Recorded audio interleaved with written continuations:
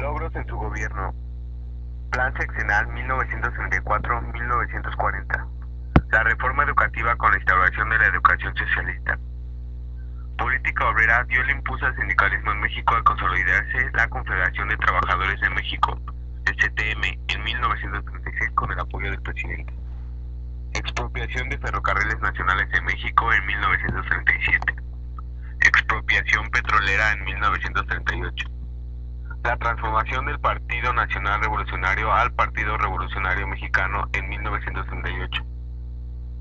Reforma agraria y el apoyo a la integración de la Confederación Nacional Campesina en 1938, con dotación de tierras a los campesinos a través del ejido de manera colectiva. El restablecimiento de las relaciones binacionales entre Estados Unidos de América y México al reunirse en la Ciudad de México ambos presidentes. Desde el gobierno Ávila Camacho apoyó la desaparición del sector militar en el Partido de la Revolución Mexicana y la creación de un nuevo sector que sería la Confederación Nacional de Organizaciones Populares. La creación del Instituto Mexicano de Seguro Social. Con la Segunda Guerra, México aumentó sus exportaciones de materia prima y participa por primera vez en una guerra internacional. Modificó el artículo 3 constitucional al quitarle el concepto de educación socialista a través de Jaime Torres Bodet. Por motivos de la guerra se llevó a cabo un programa de migración temporal a los Estados Unidos para la realización de trabajos agrícolas. 1946 se vuelve a transformar el Partido Revolucionario Mexicano en el Partido Revolucionario Institucional, PRI. Construyó la ciudad universitaria, única en el mundo por su estilo y dimensiones, el Instituto Politécnico, la Escuela Nacional de Maestros, la Zona Naval de Veracruz y la Escuela de Aviación Militar de Zapopan. Se desarrollaron amplios programas de vivienda popular, dando como resultado entre ellos la construcción de ciudad satélite y los multifamiliares Juárez y Alemán. Así también el territorio de Baja California Norte se transformó en estado. En cuanto al turismo, el gobierno de Miguel Alemán se destacó por su fuerte apoyo a tal sector, citándose a veces el incremento del turismo en Acapulco como parte de su obra. Otro hecho importante en el mandato de Alemán Valdés fue el derecho por primera vez al voto de la mujer en las elecciones municipales. Suscribió con Estados Unidos un tratado temporal para que campesinos nacionales trabajaran en el sur estadounidense.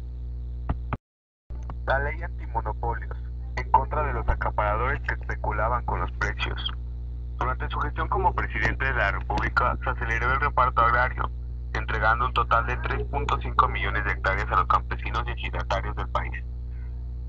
Inauguró la presa Falcón, acto al que invitó al presidente de Estados Unidos, al general Dwight D. Eisenhower. El presidente Luis Cortines envió una iniciativa de ley para reformar el artículo 34 de la Constitución, con la finalidad de conceder a la mujer iguales derechos políticos que al hombre, logrando que se concediera el voto a la mujer mexicana y el derecho a ser votada. Creó el Instituto Nacional de la Vivienda, como medida para resolver la necesidad de casas de habitación. El Estado de México adquirió la mayoría de las acciones de las empresas generadoras de energía eléctrica. Se mejoró el nivel socioeconómico de los mexicanos y la industria creció un 51.9%, como resultado de significativas inversiones en los sectores automotriz, petroquímico, mecánico y de papel. Reformó la Constitución de la República para establecerse la participación de las minorías en el Congreso de la Unión, además de la a los diputados del partido. Por su iniciativa fueron aprobadas las nuevas leyes orgánicas de Secretarías de Estado y Federales de Turismo y del Trabajo. Impulsó la educación pública al establecerse el libro de texto gratuito en las escuelas primarias. Se mejoró la alimentación infantil con el incremento de los desayunos escolares. Se creó el Instituto de Seguridad y Servicios Sociales de los Trabajadores del Estado, el ISSSTE. Díaz Ordaz fomentó el desarrollo económico de México, impulsó un plan agrario integral de industrialización rural, la ampliación de la red carretera y las obras de irrigación. En 1967 se firmó en la capital de la República bajo su auspicio el denominado Tratado de Tlatelolco, de que habría de surgir el Organismo para la Proscripción de Armas Nucleares de América Latina, o PANAL. Fue iniciativa suya la construcción de la siderúrgica Lázaro Cárdenas en Las Truchas y puso especial interés en la ampliación de la infraestructura hidráulica, llegando a construir 107 presas. Díaz Ordaz emprendió la obra del metro en la Ciudad de México. Organizó los Juegos Olímpicos en 1968 Otorgó el voto a los jóvenes de 18 años y promulgó una nueva ley del trabajo tendiente a mejorar la situación laboral de los obreros. Provocó animadversión de los grupos conservadores mexicanos y extranjeros. Llevó a la práctica una activa política exterior, reforzando y ampliando la presencia de México en todos los organismos y foros internacionales. En 1974, a propuesta de México, la Organización de las Naciones Unidas aprobó la Carta de los Derechos y Deberes Económicos de los Estados, complementaria de la Declaración Universal de Derechos Humanos, y en 1975 participó en la fundación del Sistema Económico Latinoamericano, organismo regional destinado a fomentar el desarrollo independiente de los países de la región. Durante su mandato, creció el presupuesto para la UNAM en un 1.68%. El sector burócrata aumentó de 600,000 en 1972 a 2.2 millones en 1976, empleando en gran cantidad de egresados universitarios de los 60.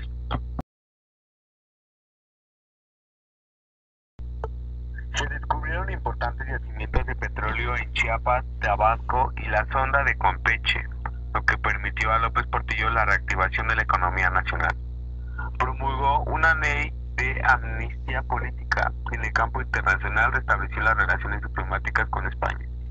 En 1997, las cámaras aprobaron la Ley de Organizaciones Políticas y Procesos Electorales. Durante su administración, el número de paraestatales se redujo de 1.155 a 413.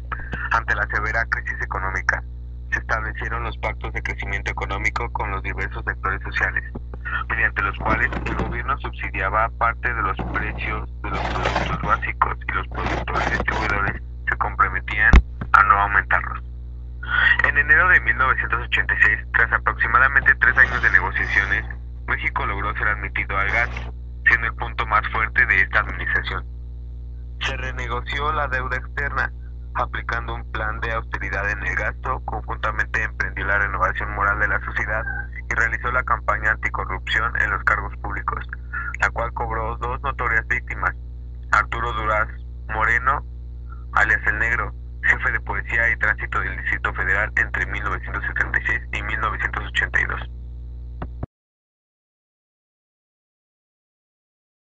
Programa Solidaridad en 1988. Durante los 6 años de gobierno se invirtió un equivalente a casi 18 millones de dólares. Tratado de Libre Comercio con América del Norte, 1994. Disminución de la deuda externa, disminución de la deuda interna, reanudación de las relaciones Estado-Iglesia, privatización de la banca, privatización de las empresas paraestatales, disminución de 3 ceros a la moneda, disminución de la tasa del IVA de un 15% a un 10%. Completó la reforma política iniciada por su predecesor, Carlos Salinas. Prolongó la línea económica liberal de austeridad presupuestaria y desarme arancelario, que enderezó la macroeconomía, pero que no mejoró la calidad de vida de la población. Manejó con talento pendular la insurgencia zapatista en Chiapas. En 2000, la victoria del opositor Vicente Fox en los comicios más limpios y democráticos de la historia de México convirtió a Zedillo en el último de 15 presidentes consecutivos del PRI. Control de la inflación en un 4.48% en promedio en su sexenio. Disminución de la deuda externa de 76.011.4 millones de dólares en el año 2000 se redujo a 64.342.2 millones de dólares en el 2006. Incrementó las reservas internacionales de 33.555 millones de dólares en el 2000, incrementándola en 68.701 millones de dólares en el 2006. Incrementó el gasto en desarrollo social, cifra récord de 3 millones de créditos para vivienda nueva, transparencia y acceso a la información pública con la creación del IFAI. Algunos aspectos negativos fueron no haber cumplido con sus promesas de campaña, un mal manejo de la política exterior, así como las ocurrencias que lo caracterizaron al romper con las formalidades de un mandatario, el protagonismo desmedido de su esposa y las sospechas de corrupción de sus hijos. Cabe destacar que fue el primer presidente de la alternancia después de 71 años de ejercicio del poder del partido hegemónico del PRI. La canasta básica aumentó 35% en su primer año de gobierno. Hubo una mala coordinación en el desalojo de personas y en entrega de víveres a la gente afectada con las inundaciones en Tabasco. militarizó el país y por el momento el Senado frenó su intención de instaurar el estado policíaco. El gasolinazo, que ha generado tanta expectativa durante este año, empieza a elevar algunos precios, pero será hasta el próximo año cuando veamos sus consecuencias reales. En este año ha habido 2.500 ejecuciones debido al narcotráfico, entre los cuales se encontraban 3 periodistas que fueron asesinados al hacer investigaciones de posibles vínculos entre narcotraficantes, policías y sectores del gobierno. Por el momento, se ha podido detener su intención de desmantelar Pemex, para que así pueda ingresar su capital privado, principalmente transnacional, al rescate.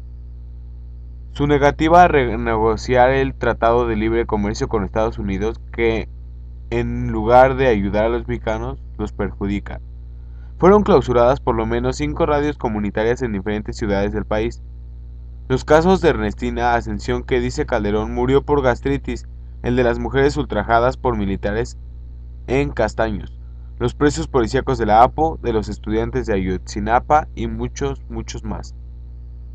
Continúan impunes el gobernador de Puebla, Mario Marín, y el gobernador de Oaxaca, Ulises Ruiz, ya no digamos Vicente Fox y Marta Sagún, acusados de enriquecimiento ilícito.